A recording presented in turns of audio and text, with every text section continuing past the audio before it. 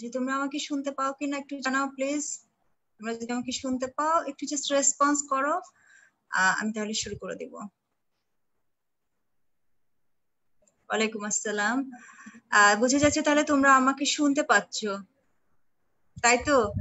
আমি তোমাদেরকে গতদিন কি বলেছিলাম যে আসসালামু আলাইকুম না বলে তোমরা বলো যে ম্যাডাম আপনাকে শোনা যাচ্ছে, স্টার্ট করেন। ওয়ালাইকুম আসসালাম। আসসালামু আলাইকুম ম্যাম, কেমন আছেন? আলহামদুলিল্লাহ ভালো আছি। তো সিফাত কারিনা, ভালো আছো তুমি আশা করি।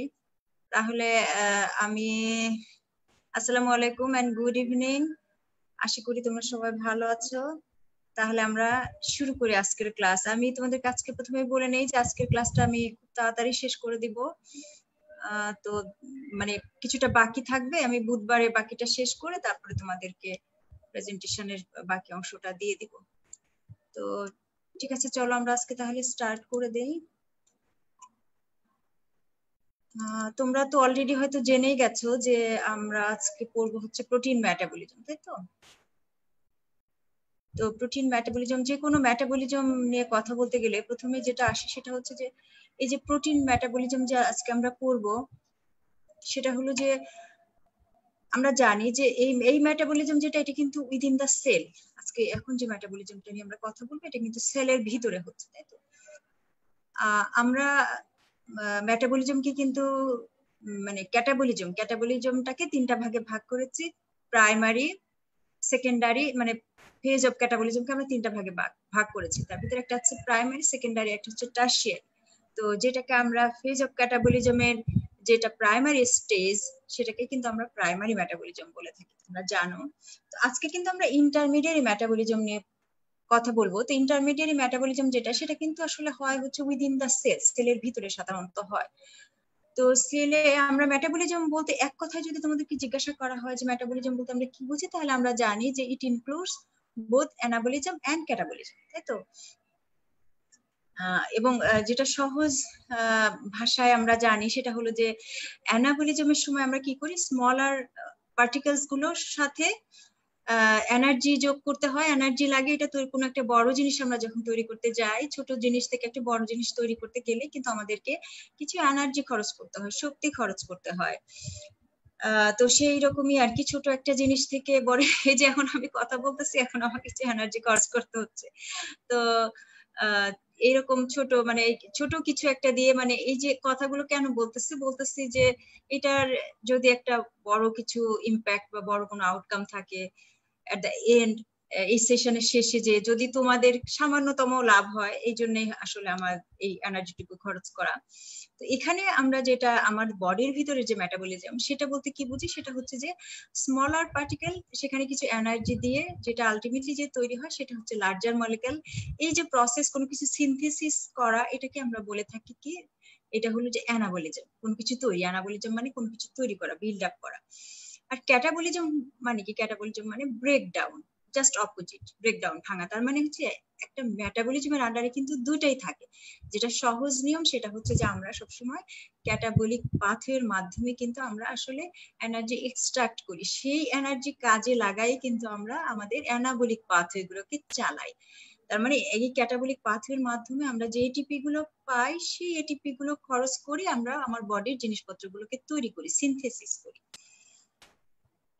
আচ্ছা দেখো, আমরা জানি যে এই যে বলে একটু আগে বলে আসলাম যে আমাদের ক্যাটাবলিজমের আসলে তিনটা স্টেজ আছে, তোমরা এটা জানো। সেটা হচ্ছে যে প্রথমে যেটা, সেটা আমার যে লার্জ পার্টিকেল যেটা থাকে, অলরেডি আমরা সেটা পুরো ফেলেছি, তাই না? যে বায়োমলিকুলস যেগুলো ছিল, যেমন কার্বোহাইড্রেট, তারপরে ফ্যাট, প্রোটিন, এটা তো আমরা যখন ডায়েটের মাধ্যমে যখন নিয়ে মানে খাচ্ছিলাম, যখন ইনটেক করছিলাম, তখন সেটা তো একটা লার্জার পার্টিকেল ছিল, তাই না? সেই লার্জার পার্টিকেলটাকে কিন্তু আমরা উইদিন দ্য ইন্টেস্টাইন ভাঙলাম, ভেঙে ছোট বানালাম। আচ্ছা, ইব্রাহিম খলিল একটা ছবি পাঠিয়েছে যে কানে হেডফোন দেওয়া। আমি কি কানে হেডফোন দিব? হেডফোন কি দেওয়ার দরকার আছে? মনে হয় দরকার নাই, তোমরা মনে হয় শুনতে পাচ্ছ ক্লিয়ারলি, তাই না? আচ্ছা, সাফওয়ান রহমান, হাবিবা, বর্ষা, আবিদ হাসান, তাহমিদ, তোমরা সবাই আছো, তাই তো? আচ্ছা, খুব ভালো লাগলো তোমাদেরকে দেখে, হ্যাঁ খুশি লাগছে। তোমরা যদি শুনতে না পাও তাহলে আমাকে জানিও। আচ্ছা, তাহলে দেখো এই যে আমরা এই অংশটাই গতদিন যেটা আমরা পড়লাম প্রোটিন, হচ্ছে যে প্রোটিনের আমরা কি পড়েছিলাম বলো তো, প্রোটিন ডাইজেশন এন্ড অ্যাবজর্পশন। হ্যাঁ, তো প্রোটিন ডাইজেশন মানে কিন্তু আমরা প্রোটিনটা তো একটা লার্জার পার্টিকেল, আমরা বলেছিলাম যে প্রোটিনটা লার্জার পার্টিকেল, তাহলে সেইটাকে ভেঙে আমার কি বানাতে হবে, তার মনোমার বানাতে হবে। মানে সাফওয়ান রহমান, ওয়ালাইকুম আসসালাম। তো আর সবাইকে ওয়ালাইকুম আসসালাম। হ্যাঁ, সিফাত কারিনা বলতেছে যে ম্যাম শোনা যাচ্ছে। হ্যাঁ, শোনা যায়। আচ্ছা, ভালো, শোনা গেলে তো ভালো, কারণ গতদিন এত ডিস্টার্ব হয়েছে। তোমাদের সবাইকে, সবার কে হয়তো ওইভাবে আমি রেসপন্স করতে পারি না, বাট তোমাদের সবার জন্য আমার অনেক ভালোবাসা আছে। আমি তোমাদের অনেক ভালো চাই, তোমরা ভালো থাকো। আমি আসলে তোমাদেরকে নিয়ে অনেক ভেবেও আমি তেমন কিছু করতে পারতেছি না। যে এটা চিন্তা করি যে আসলে একটা পরীক্ষা যদি না হয় তাহলে তো তোমরা আসলে ডিমোটিভেটেড হয়ে যাবা। তো কিভাবে তোমাদের এই পরীক্ষাটা, প্রফ পরীক্ষা, এখন প্রফ পরীক্ষা তো শুধু রিটেনের ব্যাপার না, এখানে তোমরা জানো যে অস্পির ব্যাপার আছে, তারপরে প্র্যাকটিক্যাল। আমরা এটাও চিন্তা করতেছিলাম যে ভাইবা গুলো কি তাহলে আমরা এর মাধ্যমে নিয়ে নিব, এই যে জুমের মাধ্যমে নিয়ে নিব, এরকম অনেক চিন্তা ভাবনা আমরা করতেছি, বাট এটা আসলে এখনো পর্যন্ত এরকম কোনো কুল কিনারা করতে পারি নাই। তো যাই হোক, তোমাদের যদি কোনো বেটার সাজেশনস থাকে যে কিভাবে আমরা এই পরীক্ষাগুলো নিতে পারি, তাহলে তোমরা আমাদের সাথে একটু শেয়ার করতে পারো।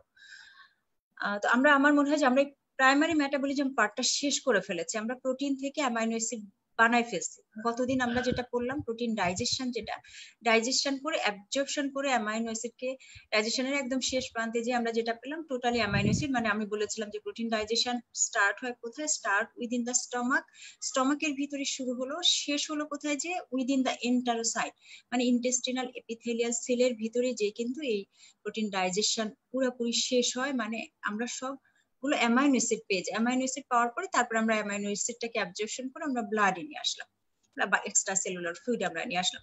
এখন দেখো, এটা তো আমার ছিল প্রাইমারি স্টেজ ক্যাটাবলিজমের স্টেজ 1 আর প্রাইমারি মেটাবলিজম কিন্তু একই জিনিস।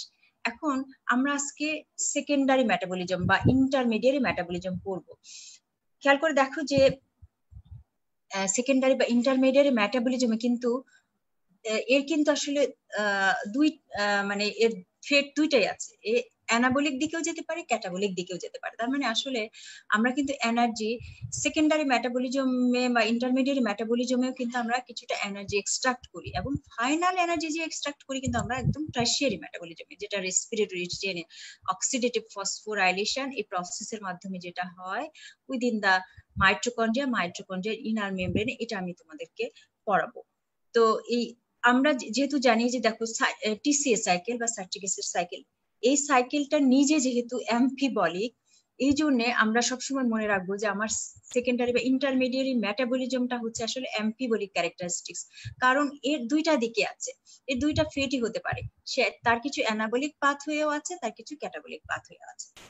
তাহলে চলো, আমরা তো প্রোটিন পড়তেছিলাম, প্রোটিন একটা বায়োমলিকুলস, যেটাকে আমরা ভাঙলাম, ভেঙে কি বানালাম, অ্যামাইনো অ্যাসিড বানালাম। তোমরা খেয়াল করে দেখবা যে আমরা এই যে প্রত্যেকটা বায়োমলিকুলস যখন পড়ছি তখন প্রত্যেকটাকে কিন্তু আমরা ডাইজেশন অ্যাবজর্পশন করে তার যে বিল্ডিং ব্লক, তার যে মোনোমেরিক ইউনিট, সেটাকে কিন্তু আগে কনভার্ট করে নিয়েছি, কনভার্ট করে তারপরে আমরা সেলে নিয়েছি, সেলে নেওয়ার পরে তারপরে তার সেকেন্ডারি বা ইন্টারমিডিয়েট মেটাবলিজম কি হয়েছে সেটা আমরা দেখেছি। চলো আজকে তাহলে আমরা সেটা, তো আমরা আজকে প্রোটিনের মেটাবলিজম, আসলে প্রোটিনের মেটাবলিজম আর কিছুই না, প্রোটিনের মেটাবলিজম মানে হচ্ছে মেটাবলিজম অফ অ্যামাইনো অ্যাসিড। কারণ প্রোটিন আসলে তৈরি কি দিয়ে, প্রোটিন তো তৈরি অ্যামাইনো অ্যাসিড দিয়ে। আমাদের আজকে লার্নিং অবজেক্টিভস অনেকগুলো, মেটাবলিজম অফ প্রোটিনের আন্ডারে তোমরা জানো যে আমাদের অনেকগুলো জিনিস সম্পর্কে জানতে হয়, যেটা এটা আসলে তো মূল কথা হচ্ছে তোমাদের পরীক্ষাতে যেগুলো লাগে তার ভিতরে, যেমন প্রোটিন টার্নওভার কি জিনিস, অ্যামাইনো অ্যাসিড পুল কি, ট্রান্সঅ্যামাইনেশন, ডিঅ্যামাইনেশন, সোর্সেস এন্ড ফেটস অফ অ্যামোনিয়া খুবই আসে পরীক্ষাতে, ট্রান্সঅ্যামাইনেশন ডিঅ্যামাইনেশনও খুবই আসে, ইউরিয়া সাইকেল আসে, অ্যামোনিয়া ইনটক্সিকেশন তোমাদের পরীক্ষাতে হামেশাই আসে, as well as nitrogen balance. মানে এই প্রত্যেকটা জিনিস, এই প্রোটিন টার্নওভার, অ্যামাইনো অ্যাসিড পুল, প্রত্যেকটা টপিক হচ্ছে যে তোমাদের পরীক্ষার জন্য খুবই ইম্পর্টেন্ট। তো চলো এটার সম্পর্কে আমরা একটু কনসেপশন ক্লিয়ার করে নেই। আমি টেক্সট ওইভাবে দিই না, কারণ হচ্ছে যে টেক্সট তো বইতে দেওয়াই আছে, আমরা এই সেশন গুলোতে চেষ্টা করি আমাদের কনসেপশন গুলোকে একটু ক্লিয়ার করার জন্য। চলো একটা একটা করে যাই। আমরা একটু ওভারভিউ করে যাই প্রোটিন সম্পর্কে। সেটা তো আমরা জানি যে আমাদের সবচেয়ে অ্যাবান্ডেন্ট, সবচেয়ে মোস্ট অ্যাবান্ডেন্ট অর্গানিক কম্পাউন্ড হচ্ছে প্রোটিন। এই প্রোটিনের ডিফারেন্ট ভ্যারাইটিস অফ মানে অ্যাক্টিভিটিস আছে আমাদের বডিতে, ডাইভার্সিফাইড অ্যাক্টিভিটিস আছে। এটাও তোমরা জানো। গতদিন আমরা প্রোটিনের গত ক্লাসগুলোতে আমরা প্রোটিনের ফাংশন নিয়েও কথা বলেছি। আমি তোমাদের বলেছিলাম যে ফাংশনাল ক্লাসিফিকেশন অফ প্রোটিন তোমরা একদম মুখস্থ করে ফেলবা, কারণ ফাংশনাল ক্লাসিফিকেশন অফ প্রোটিনটাই আসলে ফাংশন অফ প্রোটিন। ওই ফাংশনাল ক্লাসিফিকেশন যদি তোমার পরীক্ষাতে রিটেন আসে, ওটাও তুমি সুন্দর করে দিতে পারবে। At the same time function of protein কি ওটা পড়লে তোমার জানা হয়ে যাবে। তো আমরা জানি স্ট্যাটিক ফাংশন আছে প্লাস ডাইনামিক, কত কিছু, মানে আমার বডির এনজাইম, হরমোন, ক্লটিং ফ্যাক্টর থেকে রিসেপ্টর, অ্যান্টিবডি সব কিন্তু আসলে এই প্রোটিন। তো আমরা জানি যে আমাদের এই হাফ দেখা যায় অর্ধেক বডি প্রোটিন থাকে হচ্ছে যে এক্সট্রা সেলুলারলি, মানে স্কেলেটন, কানেকটিভ টিস্যু এগুলোতে থাকে, বাকিটা আমার ইন্টারসেলুলারলি থাকে। তো একজন নর্মাল 70 কেজি অ্যাডাল্ট মেলের টোটাল বডি প্রোটিন, মানে ড্রাই ওয়েট যদি নাও তাহলে টোটাল বডি প্রোটিন হচ্ছে যে 12 to 14 কেজি, কোন কোন বইতে বলা আছে 10 to 12 কেজি। এটা তোমরা 10 to 14 কেজি এই রেঞ্জেও বলতে পারো, মানে 12 to 14 কেজিও বলতে পারো, 10 to 12 কেজিও বলতে পারো, এটা কোনো ম্যাটার করে না। এখন দেখো এই প্রোটিন টার্নওভার বলতে আসলে আমরা কি বুঝি, জিনিসটা কি, এই কনসেপশনটা একটু ক্লিয়ার করে নাও। যে আমরা যখন একটা হেলদি অ্যাডাল্ট, মানে হেলদি কন্ডিশনে, এরপরে আমি কেন হেলদি অ্যাডাল্ট বললাম এই জিনিসটা তোমরা অবশ্যই মনে রাখবা। এটা কিন্তু হেলদি অ্যাডাল্ট বলেছি কারণ এই যে আমাদের নাইট্রোজেন ব্যালেন্স যখন পড়াবো তখন তোমরা বুঝতে পারবা যে কিছু কিছু কন্ডিশনে, কিছু কিছু ডিজিজ কন্ডিশনে আমরা তো এটাকে আমরা হেলদি কন্ডিশন বলবো না, সেটা আনহেলদি কন্ডিশন। এই আনহেলদি কন্ডিশনে কিন্তু আমাদের নাইট্রোজেন ইমব্যালেন্স হয়ে যায়। কোনো কোনো আছে আমাদের, আমরা নেগেটিভ নাইট্রোজেন ব্যালেন্সে চলে যাই। আসলে প্রোটিনই তো আমার বডির একমাত্র মানে কি বলা যায় source of nitrogen. Protein is the main source of nitrogen within our body. এখন আমার এই হেলদি অ্যাডাল্টে আমার টোটাল অ্যামাউন্ট অফ প্রোটিন দেখা যায় সবসময় কনস্ট্যান্ট থাকে। আমার টোটাল অ্যামাউন্ট অফ প্রোটিন যতটুকু হয়েছে, আমি একটু আগে বলে আসলাম, আমার বডির একটা অ্যাডাল্ট মেল 70 কেজি একটা অ্যাডাল্ট মেল, যেটাকে আমরা আইডিয়াল ধরে সবসময় করি, একটা 70 কেজি অ্যাডাল্ট মেলের ক্ষেত্রে তার মানে ড্রাই ওয়েট, মানে বডির ওয়েটে ড্রাই ওয়েট হবে তোমার 12 থেকে 14 কেজি হচ্ছে তার প্রোটিন থাকে। কেন এইটা সব সময় কনস্ট্যান্ট থাকতেছে? তার কারণ হচ্ছে যে আমার বডি থেকে প্রতিদিন যতটুকু প্রোটিন ডিগ্রেডেশন হয়ে যায় বা আমার যতটুকু আমি প্রোটিন লস করি আমার বডি থেকে, ঠিক ততটুকু প্রোটিন আবার রিসিনথেসাইজ হয়ে যায়। সাথে সাথে যতটুকু আমি লস করি সাথে সাথে আবার রিসিনথেসিস হয়ে যায়। এইটা কেন? যে আমি এই যে আমার বডিতে যে প্রোটিনটার প্রয়োজন নাই বা যেটা অ্যাবনর্মাল প্রোটিন, সেটাকে আমরা কি করে ফেলি, নষ্ট করে ফেলি। এই যে এই প্রোটিন টার্নওভার কেন আমাদের প্রয়োজন হয়? প্রোটিন টার্নওভার এই জন্য প্রয়োজন হয় যে তোমাদের তো মনে এটা প্রশ্ন জাগতেই পারে যে আচ্ছা প্রোটিন আছে তো থাকতো, ওকে আবার কেন ভাঙার কেন দরকার হলো, আবার কেন করার দরকার হলো? ভাঙার দরকার হলো এই জন্যই যে প্রত্যেকটা প্রোটিনের, আমি ওই দিন বলেছিলাম, প্রত্যেকটা প্রোটিনের একটা হাফ লাইফ আছে। কিছু প্রোটিন আছে যারা যে স্ট্রাকচারাল প্রোটিন, ওদের হাফ লাইফ অনেক বেশি। আর যেগুলো হচ্ছে যে তোমার যারা আমরা বলে কিছু ডাইনামিক ফাংশন করে যে সমস্ত প্রোটিন, ওদের হাফ লাইফ খুব কম। তার মানে ওর হাফ লাইফ কম মানে কি, কিছু কিছু মনে করো কিছু প্রোটিন আছে যারা 2 ঘন্টা 2.5 ঘন্টা, কিছু আছে যে তাদের হচ্ছে যে অ্যাজ ফর এক্সাম্পল অ্যালবুমিনের হাফ লাইফ আমরা জানি যে 28 ডেজ, মানে নিয়ারলি 1 মাস বেঁচে থাকে, তারপরে ও তো শেষ। তাহলে এই যে চলে গেল, ও আমার বডি থেকে যখন সে ডিস্ট্রাকশন হয়ে গেল, তখন আমাকে কি করতে হবে, ওকে তো রিপ্লেস করতে হবে অন্য প্রোটিন দিয়ে। এরকম প্রতিদিনই আমার বডি থেকে কিছু প্রোটিন আমি মানে এরকম ব্রেকডাউন করে ভেঙে ফেলতে হচ্ছে, আবার আমাকে রিসিনথেসাইজ করতে হচ্ছে। তাহলে এইভাবে আমি অ্যাবনর্মাল এবং আননিডেড আমি প্রোটিন গুলোকে বডি থেকে যখনই বাদ দিয়ে দিচ্ছি, তখন তো আমাকে রিসিনথেসাইজ করে জায়গাটা মেকআপ করতে হচ্ছে, কারণ আমি একটা হেলদি অ্যাডাল্ট পার্সনের প্রোটিনটা সবসময় কনস্ট্যান্ট থাকবে। তো এই যে যে রেটে এই জিনিসটা হয়, দেখো যে কোনো কিছু টার্নওভারের সাথে সবসময় জানবা যে একটা রেটের ব্যাপার আছে, মানে পার ডে পার আওয়ার এরকম। তার মানে আমার পার ডে আমার বডি থেকে যতটুকু প্রোটিন লস হয়, সেই প্রোটিনটুকু আবার রিসিনথেসাইজ হয়। এই যে এটার যে রেট, সেটাকে আমরা বলে থাকি প্রোটিন টার্নওভার। তার মানে the rate at which the body protein are being constantly degraded and again resynthesized, সেই is called protein turnover। এবং সেই প্রোটিন টার্নওভারের অ্যামাউন্টটা কত, এটা হচ্ছে যে নিয়ারলি একটা রেঞ্জ দিয়ে দিয়েছে, দেখো একটা বড় রেঞ্জ, যে 300 থেকে 400, এটা ডিপেন্ড করবে হচ্ছে তোমার বডির উপরে, সেই পার্সনের বডি বিল্ড এর উপরে, এটা ডিপেন্ড করবে বডি বিল্ড এর উপরে, আসলে তার মাসল মাস কতটুকু আছে, তার বডির প্রোটিন কন্টেন্ট কতটুকু আছে। কারণ আমি তো ওই যে তোমাকে প্রথমে বলে আসলাম যে একজন অ্যাডাল্ট 70 কেজি পার্সনের ক্ষেত্রে আমরা ধরেছিলাম যে 12 to 14 কেজি হচ্ছে তার ড্রাই ওয়েট থাকবে হচ্ছে প্রোটিন, কিন্তু সবার ক্ষেত্রে তো একরকম হবে না, এই জন্যই এটা একটা দেখো একটা বিগ রেঞ্জ, প্রায় মানে 100 এদিক ওইদিক আর কি, প্লাস মাইনাস, তার 300 থেকে 400 গ্রাম পার ডে তোমার প্রোটিন প্রত্যেকদিন আমার বডি থেকে লস্ট হয়, এটা আবার রিসিনথেসাইজড হয়। এই যে রেটে এই জিনিসটা হচ্ছে এটাকে বলা হয় প্রোটিন টার্নওভার। আমার মনে হয় তোমরা বুঝতে পারছো, এই ছবিটা দেখে তোমরা বোঝা যায় যে আমার বডি থেকে প্রত্যেকদিন কি হচ্ছে, প্রোটিওলাইসিস, মানে প্রোটিন ভেঙে কিছু প্রোটিন নষ্ট হয়ে যাচ্ছে, এই প্রোটিনটা আবার রিসিনথেসাইজ হচ্ছে, এই যে জিনিসটা হচ্ছে, এই জিনিসটাকে বলা হয় হচ্ছে তোমার প্রোটিন টার্নওভার। এবার দেখো প্রোটিন টার্নওভারের সাথে অ্যামাইনো অ্যাসিড পুলের একটা সম্পর্ক আছে। এখন অ্যামাইনো অ্যাসিড পুল জিনিসটাকে, এই দুটো জিনিস কনসেপশন একটু ক্লিয়ার করে নিয়ে যাবে এখান থেকে। প্রোটিন টার্নওভার জিনিসটা হচ্ছে এটাই যে তোমার বডি থেকে প্রত্যেকদিন যতটুকু প্রোটিন লস হচ্ছে সেটা তোমার বডি আবার রিসিনথেসাইজ করছে, যে রেটে বডি এটা করতেছে সেটাকেই বলা হয় the rate at which body is resynthesized the protein which is lost from our body is called protein turnover, and the amount of protein turnover is nearly 300 to 400 gram per day. R amino acid পুলটা কি, এই যে দেখো গতদিন আমরা যে প্রোটিনের digestion করলাম, তাই না? তো প্রোটিন ডাইজেশন হয়ে আলটিমেটলি আমরা যে জিনিসটা পেলাম সেটা হচ্ছে অ্যামাইনো অ্যাসিড পেলাম, তাই তো? তার মানে অ্যামাইনো অ্যাসিডটা কোথাও তো এসে একটা জায়গায় জমা হতে হবে, তারপরে না এই অ্যামাইনো অ্যাসিড গুলো নিয়ে আমি প্রোটিন তৈরি করব, তাই তো? পুল মানে তোমাদেরকে বলে রাখি, পুল মানে কোনো একটা জায়গা যেখানে ওই সেম টাইপের জিনিস জমা থাকে। ইভেন যদি কোনো একটা জায়গায় ইনফরমেশন তুমি জমা রাখো সেটাকে বলা হয় ইনফরমেশন পুল।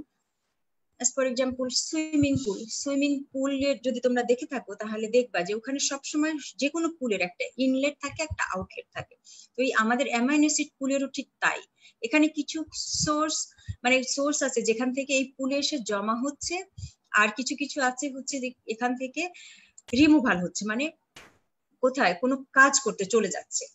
তাহলে কিছু আছে সোর্স আর একটা হচ্ছে কিছু আছে ফেট, মানে এই সোর্স থেকে তো আসলো, সে অ্যামাইনো অ্যাসিড পুলে জমা হলো, ফেট মানে সেই অ্যামাইনো অ্যাসিডের ভাগ্যে কি ঘটলো, কি ঘটনা ঘটলো।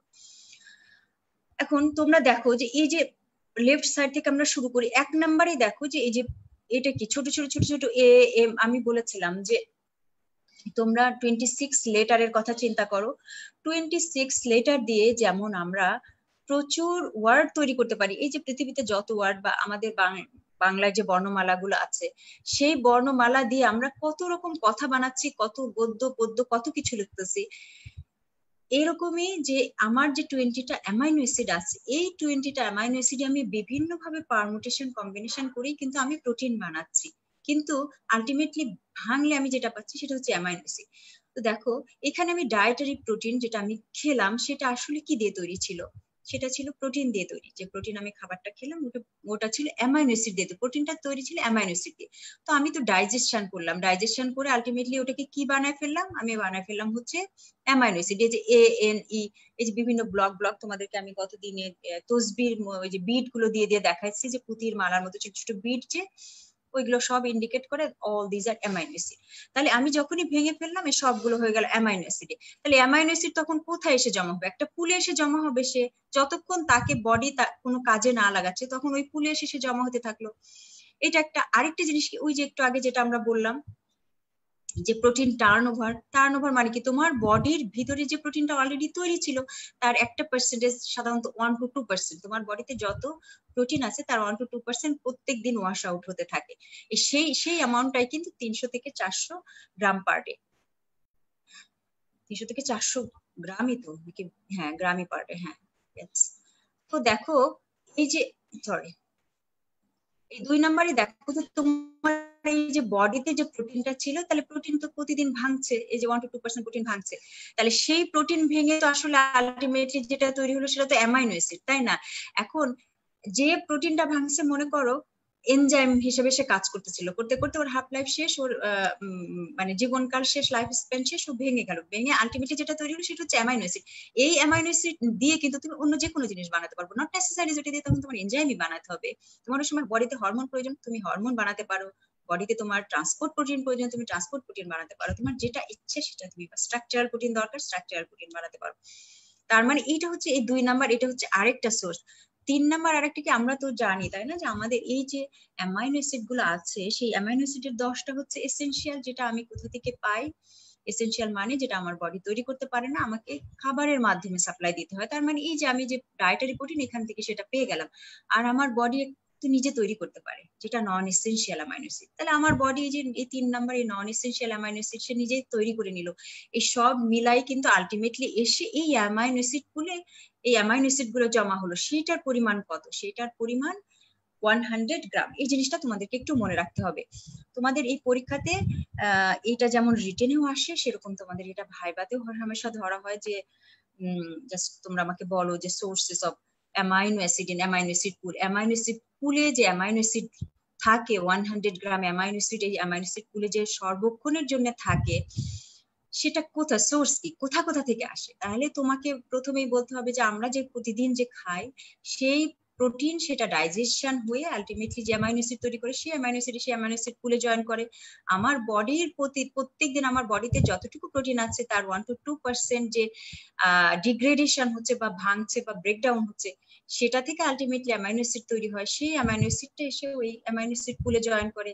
এছাড়াও আমার বডি নিজেও কিছু অ্যামাইনো অ্যাসিড তৈরি করে নিতে পারে, সেই অ্যামাইনো অ্যাসিডটাই হচ্ছে নন এসেনশিয়াল অ্যামাইনো অ্যাসিড। সেটাও আলটিমেটলি এসে কোথায় জয়েন করবে? এই অ্যামাইনো অ্যাসিড পুলে এসেই তো জয়েন করবে, তাই না? এই সব মিলায়ে তাহলে এখানে 100 গ্রাম অ্যামাইনো অ্যাসিড সব সময়ের জন্য রিজার্ভ থাকে। কেন রিজার্ভ থাকে? এখন দেখো, প্রথমে কথা হচ্ছে যে তোমার বডির এই যে এক্সিট, দেখো তোমার বডি কি, তুমি যে ভেঙে ফেললা তো ওটা তো তোমাকে আবার রিপ্লেস করতে হবে। সে যে আমরা একটু আগেই বলে আসলাম টার্ন ওভার, তার মানে তুমি যেটা ভেঙে ফেলছিলে সেটা তো বানাইতে হবে। তাহলে বানাইতে হলে সে কোথা থেকে অ্যামাইনো অ্যাসিড পাবে? আরেকটা জিনিস তোমাদের এইটার সাথে বলে রাখি, সেটা হচ্ছে যে আমার বডিতে কিন্তু যেমন তুমি যদি কার্বোহাইড্রেট এক্সেস খেয়ে ফেলো, তাহলে তখন সেটা কিছুটা যে গ্লাইকোজেন হিসেবে জমা থাকতে পারে। তোমরা জানো যে লিভার এবং মাসলে গ্লাইকোজেন হিসেবে জমা থাকতে পারে। লিপিডের তো আমার বডিতে হিউজ অ্যামাউন্ট জমা থাকতে পারে ফ্যাট হিসাবে। ওটা জমা হতে হতে হতে হতে আমরা ইয়াম মোটকু হয়ে যেতে পারি। তো বিশাল এনর্মাস ক্যাপাসিটি আছে ফ্যাট জমা রাখার। কিন্তু প্রোটিনের কিন্তু ওরকম কোনো কিচ্ছু নাই। খেয়াল করে দেখো, প্রোটিনের কিন্তু ওরকম কোনো রিজার্ভ বা ট্যাঙ্কি নাই যেখানে যে প্রোটিন ওইভাবে জমা থাকতে পারবে, সেখানে কোথাও এরকম জমা থাকতে পারে না। প্রোটিন যেটুকু এই 100 গ্রাম যেটা জমা থাকে, সেটাই অ্যামাইনো অ্যাসিড প্রোটিন হিসেবে থাকে না, অ্যামাইনো অ্যাসিড পুলে অ্যামাইনো অ্যাসিড হিসেবে জমা থাকে। তো এই অ্যামাইনো অ্যাসিড হিসেবে জমা থাকে, সেগুলো এই 3টা জায়গা থেকে আসে। এখন তোমার যখন প্রয়োজন, তোমার বডির যখন নিড, বডি প্রোটিন বানাতে হবে, তখন সে তাড়াতাড়ি করে এই পুল থেকে টেনে নিয়ে নিল। এটা একটা একটা হচ্ছে তোমার এক্সিট, মানে ওর ফেট কি হচ্ছে, এই অ্যামাইনো অ্যাসিড পুলে যে অ্যামাইনো অ্যাসিড ছিল তার ভাগ্যে কি ঘটতে যাচ্ছে। 1 নম্বরে সে বডি প্রোটিন সিনথেসিস করতে চলে গেল।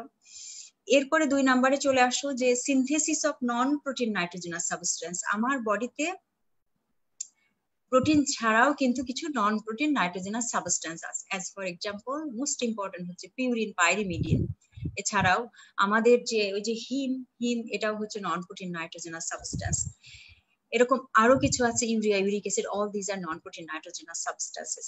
তাহলে প্রোটিন ছাড়াও আমার বডির কিছু নন প্রোটিন নাইট্রোজেনাস সাবস্টেন্স, সেটা তৈরি করার জন্য আমার কি লাগে? এই অ্যামাইনো অ্যাসিড লাগে। তো সেই অ্যামাইনো অ্যাসিড পুল থেকে সে নিয়ে নিল। তারপরে যেটা এক্সেস থেকে গেল, দেখো এই জন্যই তোমরা ফুড নিউট্রিশনে একটা জিনিস পড়েছো না, এনার্জি কন্টেইনিং ফুড বা energy yielding food. Energy yielding food কিন্তু 3টা, সেটা হচ্ছে কার্বোহাইড্রেট, প্রোটিন, কার্বোহাইড্রেট, ফ্যাট আর প্রোটিন। Carbohydrate, lipid, protein. তো তুমি এক্সেস অ্যামাউন্টের প্রোটিন মনে করো খেয়ে ফেলছো, যেটা তোমার বডিতে এই অ্যামাইনো অ্যাসিড পুলে যতটুকু থাকার ততটুকু থেকে বাকিটা তাহলে কি হবে? এক্সেসটা কি হবে? সেই এক্সেসটাই আলটিমেটলি যে কি তৈরি করে ফেলবে? আইদার সে গ্লুকোজ তৈরি করবে অথবা সে ফ্যাটি অ্যাসিড তৈরি করবে। সেটা আমি পরে তোমাদেরকে দেখাচ্ছি।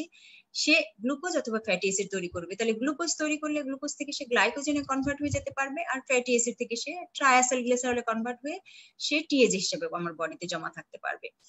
আর কিছু অ্যামাউন্ট আমরা তো জানি, ওই যে ফুড পিরামিড তোমাদেরকে দেখিয়েছিলাম, কিছু অ্যামাউন্ট মাত্র 10 থেকে 15% আমরা ধরে নিই, অ্যাভারেজ 10% আমরা এই অ্যামাইনো অ্যাসিড থেকে আমার বডির এনার্জি পারপাসে খরচ করব। তো এই গেল হচ্ছে তোমার অ্যামাইনো অ্যাসিড পুল সম্পর্কে একটা কনসেপশন। আমি জানি না তোমরা এটা বুঝতে পারলা কিনা, আর তোমাদের কোনো রেসপন্স নাই, তোমরা শুনতে পাচ্ছ কিনা বা তোমরা আছো কিনা একটু রেসপন্স করো। তোমাদের অ্যামাইনো অ্যাসিড পুল নিয়ে কি কোনো সমস্যা আছে? যদি অ্যামাইনো অ্যাসিড পুল নিয়ে কোনো প্রবলেম থাকে তাহলে তোমরা একটু বলো। দেখো আমরা যে এই যে অ্যামাইনো অ্যাসিড পুলের আমি বেশ কিছু ছবি টবি দিয়ে দিয়েছি যাতে তোমাদের কাছে, আচ্ছা তোমরা দেখতে পাচ্ছ শুনতে পাচ্ছ তো নাকি কারোর কোনো কথা নাই? একটাই হচ্ছে ইমু হাদি, এই তোমরা আছো বাচ্চারা, তোমরা আছো নাকি চলে গেছো? ম্যাম শুনতে পাচ্ছি, ওকে থ্যাংক ইউ। তাহলে আমরা এই অ্যামাইনো অ্যাসিড পুলে যে অ্যামাইনো অ্যাসিড গুলো সেইগুলো কোথা কোথা থেকে আসে তোমাদের কাছে এখন ক্লিয়ার হয়ে গেল। একটা প্রথমেই হচ্ছে যেটা আসবে সেটা হচ্ছে তোমার ডায়েটারি প্রোটিন ব্রেকডাউন করে আমরা অ্যামাইনো অ্যাসিড পাই, এরপরে হচ্ছে তোমার বডি প্রোটিন ডিগ্রেডেশন, এরপরে হচ্ছে synthesis of non essential amino acid. এই তিনটা হচ্ছে কি, এই তিনটা হচ্ছে তোমার অ্যামাইনো অ্যাসিডের সোর্স উইদিন দা অ্যামাইনো অ্যাসিড পুল। তাহলে অ্যামাইনো অ্যাসিড পুলের ভিতরে অ্যামাইনো অ্যাসিড কোথা কোথা থেকে আসে? এই তিনটা জায়গা থেকে আসে। এখন আমার এই অ্যামাইনো অ্যাসিড পুল থেকে অ্যামাইনো অ্যাসিড আমি কোথায় কোথায় খরচ করি, কোন কোন খাতে খরচ করি? এইবার দেখো, মেইনলি খরচ করি হচ্ছে যে আমি আবার তো বডি প্রোটিন সিনথেসিস করব না, আমার এই যে বডি যে ইউজ মানে এই যে বডি প্রোটিন সিনথেসিস দেখাই দিয়েছে, তাহলে আমি এই যে বডি থেকে যে ভাঙছিলাম এটাই তো সে আমার প্রোটিন টার্ন ওভার, মানে আমার বডি একবার করে ভাঙলো, ভেঙে আবার যে গড়লো সেটাই হচ্ছে আমার এই প্রোটিন টার্ন ওভার। বোঝা গেছে? তাহলে এই জিনিসটা প্রোটিন টার্ন ওভার তোমরা এবার বুঝতে পেরেছো।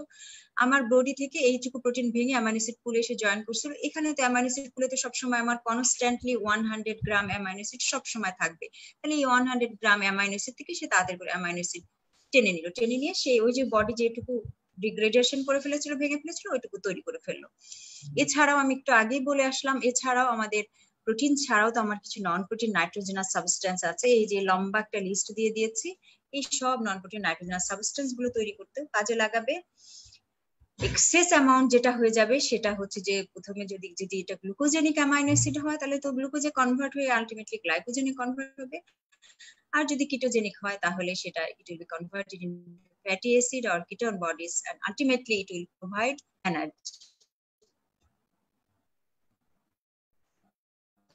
তো অ্যামাইনো অ্যাসিড পুলে তোমাদের এটা খুবই পরীক্ষাতে আসে বলে আমি এতবার করে তোমাদেরকে বলতেছি যে অ্যামাইনো অ্যাসিড পুলের যেই সোর্স, তিনটা সোর্স, একটা হচ্ছে যে ডায়েটারি প্রোটিন থেকে আসবে, আমার বডি প্রোটিন ডিগ্রেডেশন থেকে আসবে, আর একটা হচ্ছে নন এসেনশিয়াল অ্যামাইনো অ্যাসিড সিনথেসিস। তো আমি বডি প্রোটিন ডিগ্রেডেশনের সাথে একটা কথা বলে যেতে চাই, সেটা হলো যে আমার বডির যে প্রোটিনটা ডিগ্রেডেশন হয়ে অ্যামাইনো অ্যাসিড তৈরি করে, সেই অ্যামাইনো অ্যাসিডের কিন্তু 80% আবার রিইউটিলাইজ হয়ে যায়। ওই জন্য তোমাদের মনে হতে পারে যে আচ্ছা ম্যাডাম আপনি কতদিন বলেছিলেন যে আমাদের প্রত্যেকদিন ডায়েটে 70 থেকে 100 গ্রাম যদি প্রোটিন আমরা খাই, that's enough for an adult person. একটা অ্যাডাল্ট পার্সনের জন্য মাত্র 70 থেকে 100 গ্রাম প্রোটিন খেলেই সেটাই যথেষ্ট।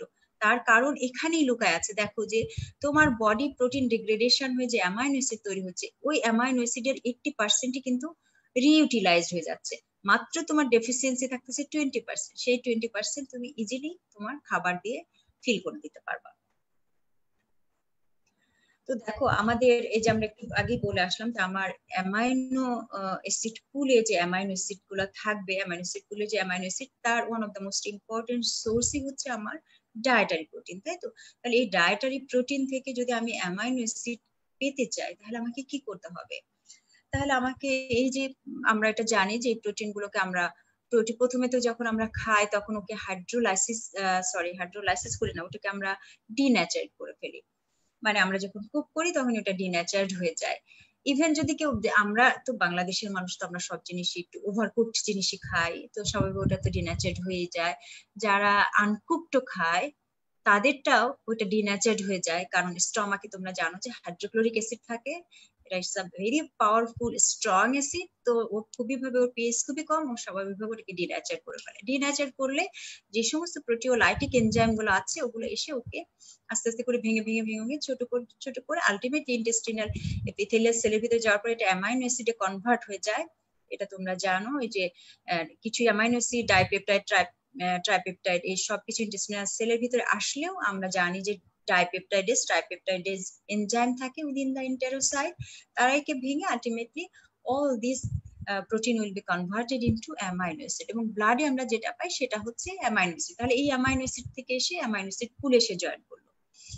এরপরে দেখো সেটা হলো যে আমার বডির ভিতরে যে প্রোটিন গুলো ভাঙে সেটা আসলে কিভাবে ভাঙে। সেটা দুইটা ওয়েতে ভাঙে। তোমরা তো জানোই যে কিছু আমার বডির ভিতরে লাইসোজোমাল এনজাইম থাকে, তাই না? ওখানে কিছু হাইড্রোলাইসেস গ্রুপ অফ এনজাইম থাকে, তারা ভাঙে। একটা মেকানিজম আছে, সেটাকে বলা হয় ইউবিকুইটন প্রোটিওজ পাথওয়ে। এটা হচ্ছে একটা এনার্জি ডিপেন্ডিং পাথওয়ে। এখানে কি হয় যে তোমার বডির যে প্রোটিনটা, তার মনে করো প্রত্যেকটা জিনিসের তো একটা লাইফ স্প্যান আছে। তোমরা যেমন আরবিসির কথা বলেছো, আরবিসি 120 ডেজ পরে কি হয়ে যায়, রেটিকুলো এন্ডোথেলিয়াস সেল ওটাকে এনগাল্প করে ফেলে, তাই তো? এইভাবে তার ব্রেকডাউনটা হয়। আর আমার যে প্রোটিনটা, আমার যে সেলুলার প্রোটিন, ও বুড়া হয়ে গেছে, ও আর কাজ করার ওর সামর্থ্য নাই, তখন কি হবে, তখন এই যে ইউবিকুইটন নামে একটা স্মল গ্লোবিউলার নন এনজাইমেটিক প্রোটিন আছে, ও এসে ওর গায়ে লাগলো। ওই যখনই এসে ওই প্রোটিনের গায়ে লাগলো, তোমরা এই যে বিভিন্ন মেসেজ লিখে ইয়েতে ফেসবুকিং জিনিসটা একটু আমি কম্পারেটিভলি কম বুঝি, তো ওই যে ট্যাগ করে দাও না, ট্যাগ করে দিয়ে ফ্রেন্ডকে ট্যাগ করে দাও, তো সেরকম আর কি। এ যখনই আসলো, এসে এর গায়ে লেগে গেল এই প্রোটিন, যে প্রোটিনটা এখন কি ওকে ও ব্রেকডাউনের জন্য রেডি, মানে ওকে ভেঙে ফেলতে হবে, ওর কাজ শেষ, ওর লাইফ স্প্যান শেষ। তার মানে ওকে এখন তোমার অ্যামাইনো অ্যাসিড বানায় ফেলতে হবে, ভেঙে অ্যামাইনো অ্যাসিড বানাতে হবে। তখন এই ইউবিকুইটনটা কি একটা স্মল গ্লোবিউলার নন এনজাইমেটিক প্রোটিন, ও ওটাকে চিনতে পারে, কিছু ক্যারেক্টারিস্টিক্স আছে, ওইটা ডিটেইলস তোমাদের লাগবে না, ওটা যারা পোস্টগ্রেড করবে তাদের লাগবে। তোমাদের শুধু সিম্পল এটুকু জানো, এটা হলো একটা এনার্জি ডিপেন্ডেন্ট প্রসেসের মাধ্যমে এটা হয়। এই প্রোটিনের গায়ে এসে যখন ইউবিকুইটন লেগে যায়, ইউবিকুইটিনেটেড প্রোটিন বলা হয় এটাকে। ইউবিকুইটিনেটেড প্রোটিন হয়ে গেলে তখন কি হয়ে যায়, আমাদের সেলের ভিতরে একটা এই ধরনের লার্জ ম্যাক্রোমলিকুলার প্রোটিওলাইটিক কমপ্লেক্স থাকে, যেটার নাম হচ্ছে প্রোটিওজোম। হ্যাঁ, এরকম একটা ব্যারেল শেপের লার্জ প্রোটিওজোম থাকে। তো এই প্রোটিওজোমের আবার ক্যারেক্টারিস্টিক্স কি, যে সেই প্রোটিনটাকে ব্রেকডাউন করতে পারবে যার গায়ে এই ইউবিকুইটন লাগানো আছে। ইউবিকুইটন না লাগানো থাকলে সে ওটাকে রেকগনাইজ করতে পারে না। তো দেখো, আমার যে প্রোটিনটা বুড়া হয়ে গেল, তার গায়ে সে ইউবিকুইটন লেগে গেল। ইউবিকুইটন যখনই লাগলো, তখন এই প্রোটিওজোম ওকে রেকগনাইজ করতে পারলো ইজিলি। ও যখন রেকগনাইজ করতে পারলো, এর ভিতরে যাওয়ার পরে তখন এটাকে ওই আমাদের ইন্টেস্টাইনের ভিতরে যেরকম করে হাইড্রোলাইটিক ব্রেকডাউন হয়েছিল, এখানেও ভিতরে যাওয়ার পরে এরকম হাইড্রোলাইটিক ব্রেকডাউন হয়ে যাবে, প্রোটিন তৈরি হয়। এজন্য ম্যাম ওভাবে বলছেন। আরএনএ থেকে প্রোটিন ট্রান্সলেশন হওয়ার সময় তো অ্যামাইনো অ্যাসিডের পলিমার হয়ে প্রোটিন তৈরি হয়, এজন্য ম্যাম ওভাবে বলছেন। আমি ঠিক বুঝতে পারলাম না Mohammad Ali. Synthesis of protein বলতে তো আমরা বুঝি RNA to protein. Synthesis of protein বলতে তো আমরা বুঝি আরএনএ টু প্রোটিন। আচ্ছা, সিনথেসিস অফ প্রোটিন কে কিন্তু আমরা প্রোটিওজেনেসিস বলি না, সিনথেসিস অফ প্রোটিনকে আমরা কিন্তু বলে থাকি ট্রান্সলেশন, তাই না? কেন ট্রান্সলেশন বলা হয় এই জিনিসটা কি তোমরা জানো? সেটা হচ্ছে যে এই যে যেমন মনে করো আমরা ছোটবেলায়, তোমরা তো এখন অনেক ভালো ইংলিশ পারো, আমরা যখন ছোট ছিলাম তখন আমাদেরকে একটা বাংলা দিত প্যাসেজ, ওটাকে ট্রান্সলেট করতে বলা হতো। তার মানে ওটা বাংলায় লেখা আছে, ওটাকে ইংলিশে ট্রান্সলেট করা, অথবা কোনো একটা ইংলিশে জিনিস লেখা আছে ওটাকে বাংলায় কনভার্সন করা। তো আমার কি হয়, আমরা কেন এটাকে ট্রান্সলেশন, প্রোটিন সিনথেসিসটাকে যেমন মনে করো লাইপোজেনেসিস, আমরা ফ্যাটি অ্যাসিড সিনথেসিসকে বলতেছি লাইপোজেনেসিস, তারপরে গ্লাইকোজেনকে বলতেছি গ্লাইকোজেনেসিস, কিন্তু আমরা প্রোটিন সিনথেসিসকে কেন ট্রান্সলেশন বলি? বিকজ ওখানে তোমাদেরকে আমি একটা ছবি দেখিয়েছিলাম বা একটা ভিডিও দেখিয়েছিলাম যখন প্রোটিন পড়ানো শুরু করেছিলাম, যে ডিএনএ তে কি থাকে, নিউক্লিওটাইড থাকে, তাই না? নিউক্লিওটাইডের ভাষা কিন্তু ডিফারেন্ট। সেই নিউক্লিওটাইডের ভাষাকে ট্রান্সলেট করে আলটিমেটলি অ্যামাইনো অ্যাসিডের ভাষাতে কনভার্ট করে দেয়। নিউক্লিওটাইডের ভাষায় থাকে, নিউক্লিওটাইডের ভাষাই আরএনএ তেও যখন আসে নিউক্লিওটাইডের ভাষাই থাকে। ভাষা কনভার্সন করার মতো ব্যাপার। ইয়েস, ভাষা কনভার্সন করার মতো ব্যাপার, যে ওখানে নিউক্লিওটাইডের তোমার ডিএনএ এবং আরএনএ তে যেটা ছিল সেটা ছিল নিউক্লিওটাইডের ভাষায় লেখা, সেই নিউক্লিওটাইডের ভাষায় 3টা করে, আমরা জানি যে 3টা করে কনজিকিউটিভ নিউক্লিওটাইড মিলে আমরা একটা করে কি বলে থাকি, একটা কোডন তৈরি হয়। সেই একটা করে কোডন এক একটা অ্যামাইনো অ্যাসিডকে রিপ্রেজেন্ট করে। তাহলে ওই যে ওই ভাষা করে দিলা, তুমি ট্রান্সলেট করে দিলা। ওর ছিল নিউক্লিওটাইডের ভাষা ছিল, সেই নিউক্লিওটাইডের ভাষাটাকে আলটিমেটলি তুমি অ্যামাইনো অ্যাসিডের ভাষায় ট্রান্সলেট করে হচ্ছে প্রোটিন তৈরি করি। এই জন্য এটাকে ট্রান্সলেশন বলা হয়। আমি ওই যে কি কোশ্চেনটা করেছে আমি ঠিক এখনো বুঝতে পারি নাই, তো আমি পরে দেখে নিব, নিয়ে বুঝলে আমি আনসার দিয়ে দিব। তো তোমরা শুধু এইটুকু বুঝে রাখো যে যে প্রোটিনটার লাইফ স্প্যান শেষ হয়ে গেল তখন ইউবিকুইটান তাকে চিনতে পারবে। ইউবিকুইটান যখনই সে গায়ে লাগবে তখন ইউবিকুইটিনেটেড প্রোটিন হয়ে গেলে তখন প্রোটিওজোম তাকে নিবে, নিয়ে তাকে হচ্ছে যে ছোট ছোট পিস পিস করে দিবে। এরপরে যখন সে এরকম পেপটাইড পলিপেপটাইডে কনভার্ট হয়ে যাবে তখন আমার তোমরা তো জানোই যে আমাদের সেলের ভিতরে লাইসোজোমাল এনজাইম যে থাকে, সেই লাইসোজোমাল এনজাইম গুলোকে ভেঙে ভেঙে ছোট ছোট অ্যামাইনো অ্যাসিডে কনভার্ট করে দিবে। এই অ্যামাইনো অ্যাসিড যে কিন্তু অ্যামাইনো অ্যাসিড পুলে জয়েন করবে। এটা এই ছবিটা নেওয়া হলো তোমার লিপিং কট থেকে। তোমরা লিপিং কটে এটা দেখতে পারবা যে প্রোটিন ডেস্টাইন ফর ডিগ্রেডেশন। ডেস্টাইন মানে ওর ডেস্টিনেশন, ওর ভাগ্যে এখন লেখা হয়েছে যে তাকে এখন ডিগ্রেড করে ফেলতে, ভেঙে ভেঙে ফেলতে হবে। যে যার ভাগ্যে এখন ওইটা ঘটে গেছে সে তখন ট্যাগড হয়ে গেল ইউবিকুইটানের সাথে। ইউবিকুইটানের ট্যাগড হলো, এই যে দেখো এখানে ছবি দেখলে তোমরা বুঝতে পারো ইউবিকুইটানের সাথে যখনই ট্যাগড হয়, ইউবিকুইটানের সাথে ট্যাগড হলেই তখন এটা এখানে যে এটিপি দেখানো হয়েছে, আমি তোমাদের বলেছিলাম যে এটা একটা এনার্জি কনজিউমিং প্রসেস। এই কাজটা, এই অ্যাক্টিভিটিসটা করতে এনার্জি খরচ করতে হয় আমার বডিতে। তো এলে তারপরে প্রোটিওজোম দেখো এটাকে ভেঙে দেয়, ভেঙে থাকে মাঝখান থেকে। এই যে আমি কিছু পলিপেপটাইড, তারপর হচ্ছে ট্রাইপেপটাইড, ডাইপেপটাইড, পেপটাইড, এই যে জিনিসগুলো পেয়ে গেলাম এখানে, এইগুলো নন স্পেসিফিক প্রোটিয়েজেস আমার সেলের ভিতরে যা আছে তারা এসে ভেঙে এই অ্যামাইনো অ্যাসিডে কনভার্ট করে দিল। এই অ্যামাইনো অ্যাসিড তখন আমার কোথায় চলে আসলো, আমার অ্যামাইনো অ্যাসিড পুলে চলে আসলো। কি পোস্ট ট্রান্সলেশনাল মডিফিকেশন বলা যায়? ইউবিকুইটিনেশনকে পোস্ট ট্রান্সলেশনাল না, ইউবিকুইটিনেশনটা পোস্ট ট্রান্সলেশনাল মডিফিকেশন না, ইউবিকুইটিনেশনটা ট্রান্সলেশনাল মডিফিকেশন। এটা কিন্তু তুমি খেয়াল করে দেখো পোস্ট সাফওয়ান, তুমি জিনিসটা খেয়াল করো পোস্ট ট্রান্সলেশনাল মডিফিকেশনে কি হয়, আমরা ইনঅ্যাক্টিভ প্রোটিনটাকে অ্যাক্টিভ প্রোটিনে কনভার্ট করি। আমার প্রোটিনটা কিন্তু ইনঅ্যাক্টিভ থাকে। অ্যাজ ফর এক্সাম্পল তুমি খেয়াল করে দেখো পেপসিনটা পেপসিনোজেন ফর্মে ছিল, সেটাকে আমরা লিমিটেড হাইড্রোলাইসিসের মাধ্যমে ওটাকে অ্যাক্টিভে কনভার্ট করে দিলাম। আর এখানে ইউবিকুইটিনেশন যেটা হয় সেটা দিয়ে কিন্তু আমি প্রোটিনটাকে ডিস্ট্রাকশন করব, ভেঙে ডিগ্রেডেশন করব। ডিস্ট্রাকশন মানে ডিগ্রেডেশন করব এটাকে। তো আমার বডির ভিতরে ডিগ্রেডেশন একটা আছে না, যে আমরা বলে থাকি না primary metabolism. Primary metabolism includes হচ্ছে যে তোমার ব্রেকডাউন, যেটা লাইসিস যেটা হবে হয়ে তোমার একদম মনোমারটা তুমি তৈরি করবা। সেটা তোমার সেলের বাইরেও হতে পারে, সেলের ভিতরেও হতে পারে। যেটা সেলের বাইরে হয় আমাদের, যেটা আমরা ডায়েটের মাধ্যমে নেই, সেটাই হচ্ছে ডাইজেশন। সেম জিনিস কিন্তু তোমার উইদিন দা সেল হচ্ছে, সেই উইদিন দা সেল যেটা হচ্ছে সেটাই কিন্তু এটা। তুমি ইসের সাথে কম্পেয়ার করতে পারো ট্রাইসাইক্লিগ্লিসারল যেটা ব্রেকডাউন, লাইপোলাইসিস যেরকম ব্রেকডাউন করে তারপরে আমরা ওটাকে আবার মনোমারে কনভার্ট করে নিয়ে আসি, বা যে জিনিসটা দিয়ে আমার বিল্ডিং ব্লক কি ছিল সেটা বানায় ফেলি। গ্লাইকোলাইসিস, হ্যাঁ গ্লাইকোজেনকে যেটা গ্লাইকোজেনোলাইসিস যেটা, তার সাথে কম্পেয়ার করতে পারো যে গ্লাইকোজেন ব্রেক করে আমি কনস্টিটিউয়েন্ট গ্লুকোজ বানালাম। এখানেও কিন্তু তাই, এখানে তোমার বডি প্রোটিন যেটা তোমার ওটার লাইফ স্প্যান শেষ হয়ে গেছে, এখন ওটাকে ডিগ্রেড করতে হবে, ওটাকে ভেঙে ফেলতে হবে। সেটাকেই আমি শুধু ইউবিকুইটেশন করবো। ইউবিকুইটিন এসে ওইটার সাথে ট্যাগ হবে।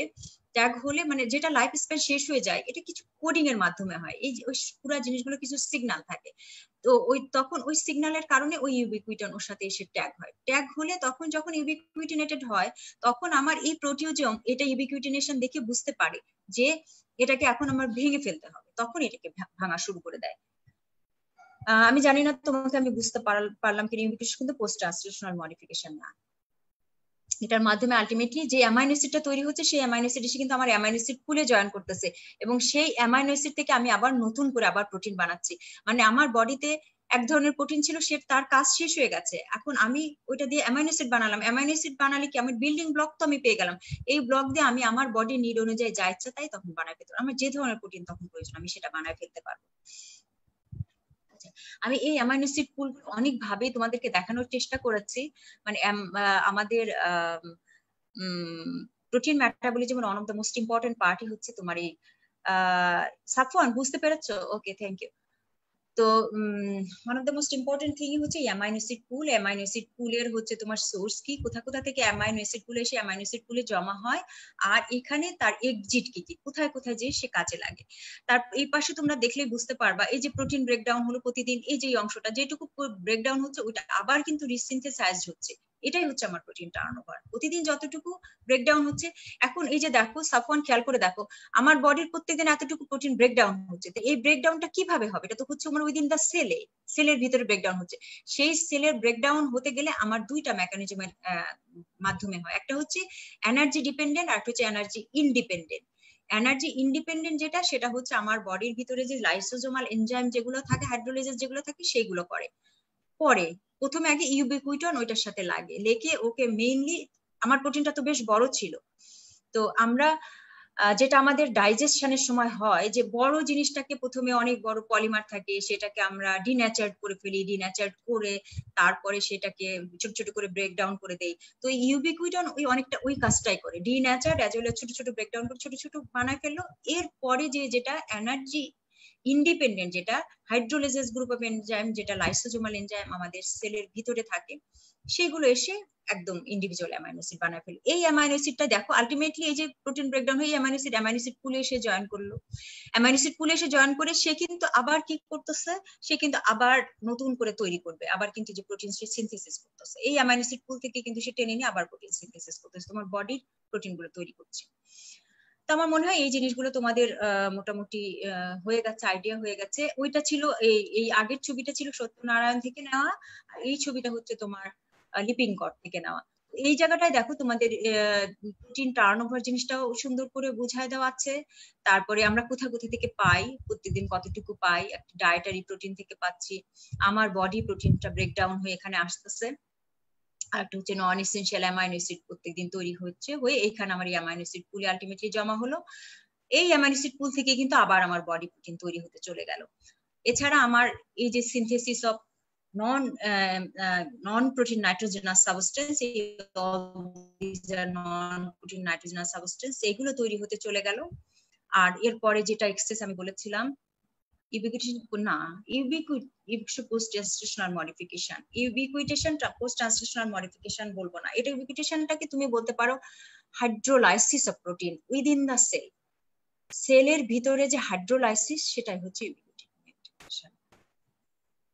মানে তোমার সেলের ভিতরে তোমার প্রোটিনটা তো ব্রেকডাউন করতে হবে, তোমার ওই প্রোটিনের লাইফ স্প্যান শেষ, তাকে ব্রেকডাউন করতে হবে। সেই জন্য এখন সেই প্রোটিনটা যে আমি ব্রেকডাউন করব, আমার প্রোটিওজোমকে চিনবে কিভাবে, চেনার জন্য তার গায়ে একটা সিল লাগায় দেয়, সেই সিল লাগানোটাই হচ্ছে ইউবিকুইটিন। এই ইউবিকুইটিনটা যখনই এসে প্রোটিনের গায়ে লাগলো, তখন ওর গায়ে একটা সিল পড়ে গেল যে ওকে এখন ভেঙে ফেলতে হবে।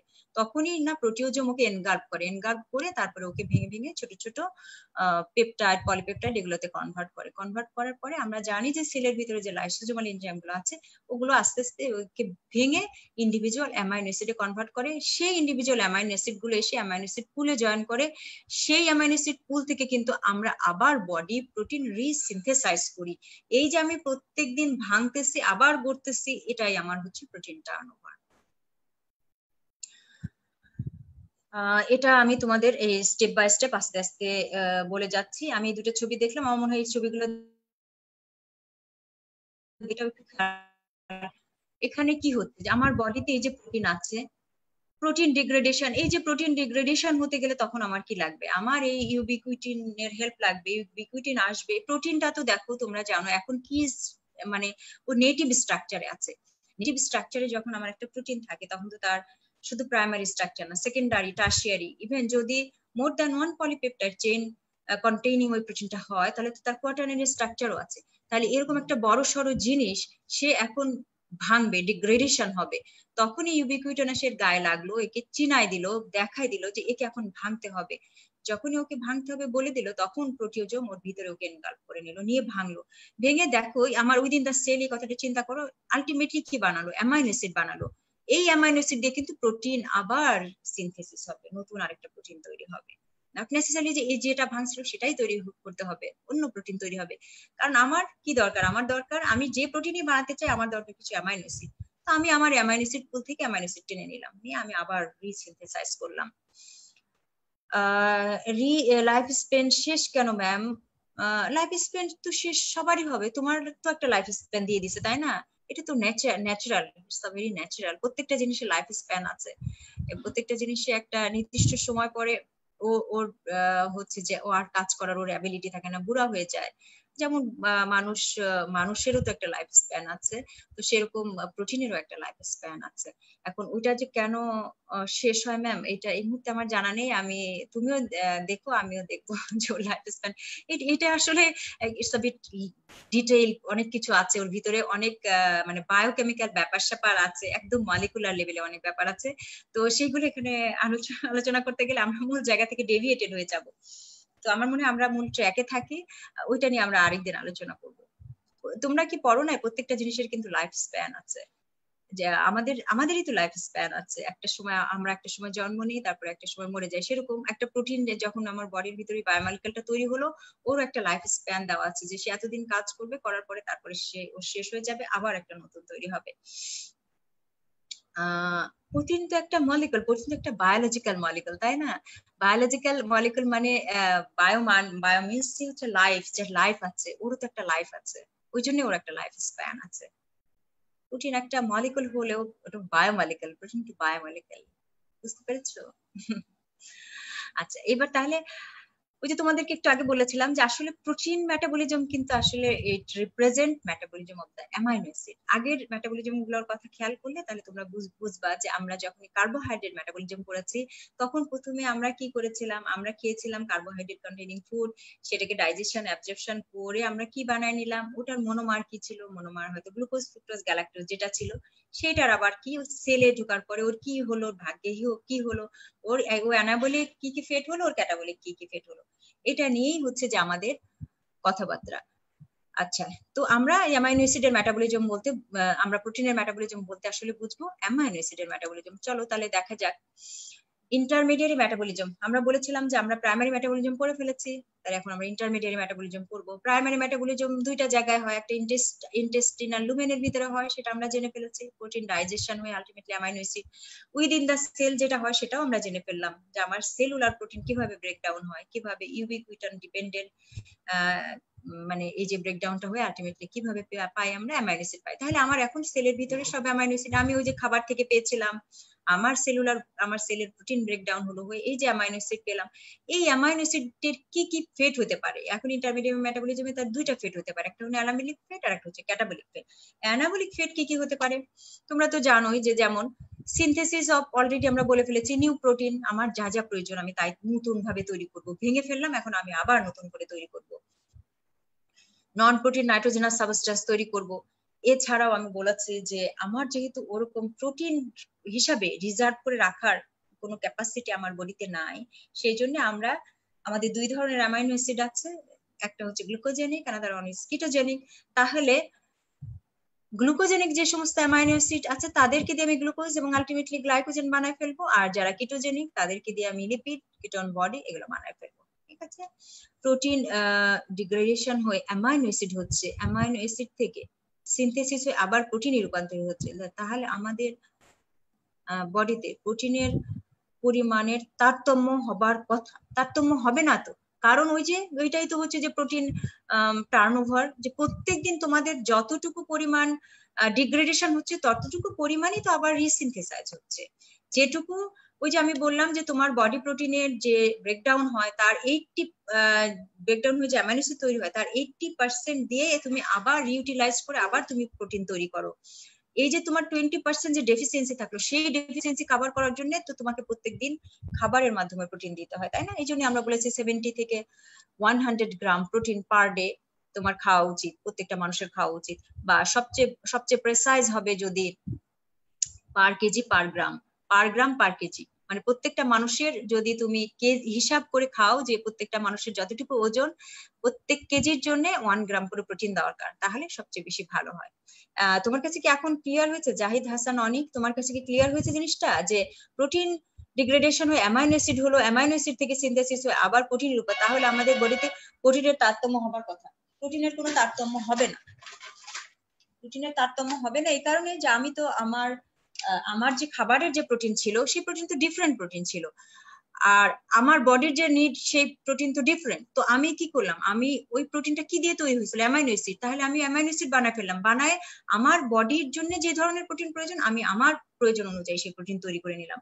আমার যে প্রোটিনটা ভেঙে গেছে, আমার মনে করো আরবিসি লাইফ স্প্যান শেষ, তখন আমার ওই প্রোটিন শেষ হয়ে গেছে, ওই ওটা আরবিসির ভিতরে যেটা থাকে আমার হিমোগ্লোবিন, হিম আর গ্লোবিন, গ্লোবিনের লাইফ স্প্যান শেষ হয়ে গেছে, তাহলে গ্লোবিনটাকে ভেঙে ফেলে আমি আবার অ্যামাইনো অ্যাসিড তৈরি করি, সেই অ্যামাইনো অ্যাসিড দিয়ে হয়তো আমি অন্য আরেকটা জিনিস তৈরি করতেছি।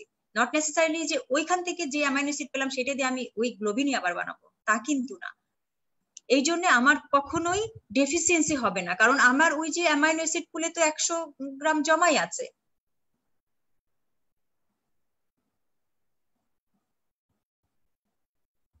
অ্যাবনর্মাল কন্ডিশনে হয়, সেটা আমরা হচ্ছে যে ওই যে যখন নাইট্রোজেন ব্যালেন্স করব তখন করবো, ইনশাল্লাহ সামনের ক্লাসে আমরা করবো নাইট্রোজেন ব্যালেন্সের সময়।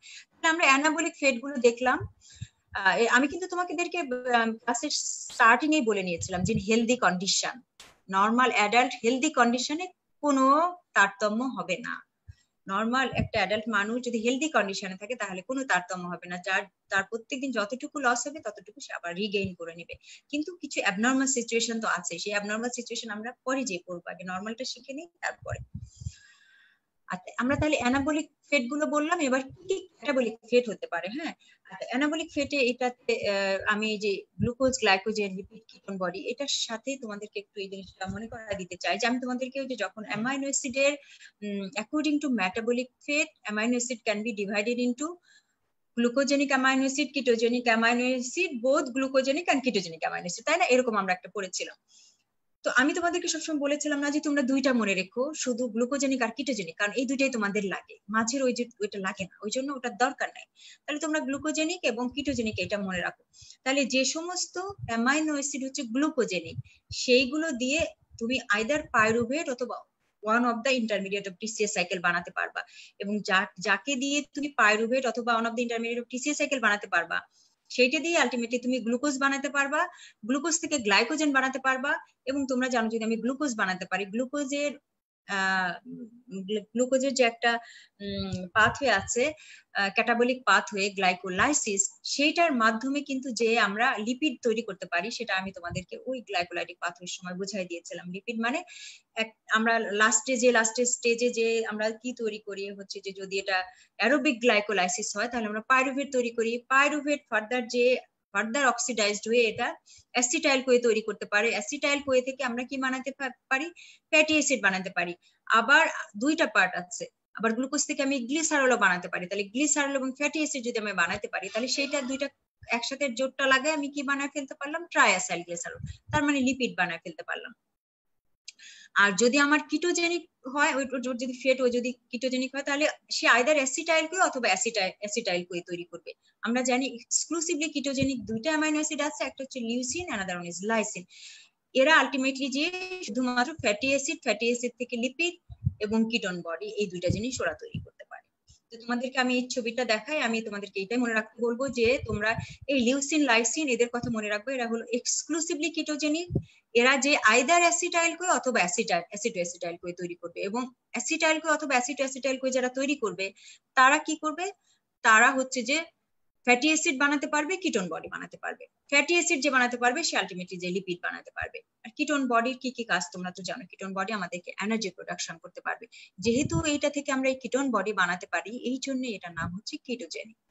আর বাকি যত অ্যামাইনো অ্যাসিড আছে এগুলো দেখো, এই অল দিস আর গ্লুকোজেনিক। তো এইখানে কয়েকটা আছে যেমন টাইরোসিন, ফিনাইল অ্যালানিন, আইসোলিউসিন, এরা হচ্ছে যে বোথ দুইটাই করতে পারি। কিন্তু আমি সবসময় বলি যে এটা মনে রাখার কোনো দরকার নাই, তোমরা শুধু গ্লুকোজেনিক, কিটোজেনিক এটা মনে রাখো, কারণ এটা মনে রাখা অনেক ইজি। দুইটা লিউসিন, লাইসিন এই দুইটা হচ্ছে এক্সক্লুসিভলি কিটোজেনিক, এটা থেকে তোমরা এই দুটা বানাতে পারবে, আর বাকি সবগুলো দিয়ে তুমি গ্লুকোজ বানায় ফেলো। গ্লুকোজ বানালেও তো তুমি আলটিমেটলি যে লিপিড বানাতেই পারবা।